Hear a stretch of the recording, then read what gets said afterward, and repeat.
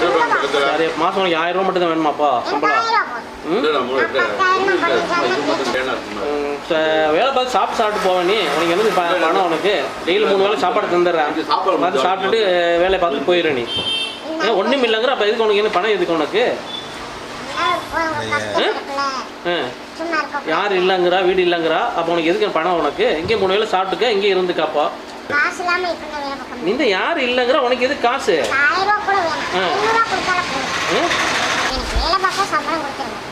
வேலை பார்த்து தான் உனக்கு சாப்பாடு தரேன்னா உனக்கு தான் காசு வாங்கி நீ என்ன பண்ண போறா? நீ சாப்பிட்டு தானே போறா நீ. அதுக்குள்ள சாப்பாடு நான் தந்துடுறேன் உனக்குண்ணா.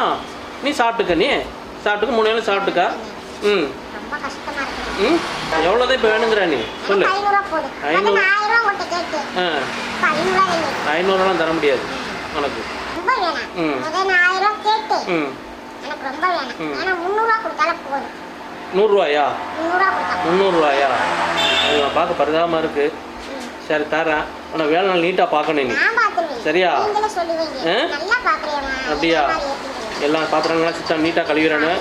டேபிள்லாம் சொன்னாலும் இது பண்ணு. கீழே தரையெல்லாம் துடைச்சிடணும். சரி சரி ஒரு நாளைக்கு 300 ரூபா தரேன். சரி வேலையை பாருப்பா. சரி நல்லா தரேன். வேலையை நீட்டாக பாருறேன். சரி நல்லது. உனக்கு வேலை செஞ்சுட்டா அப்போ நீ வேலையை பாரு. சரி இப்போ இந்த டேபிள்லாம் க்ளீன் பண்ணு. உள்ளே போ.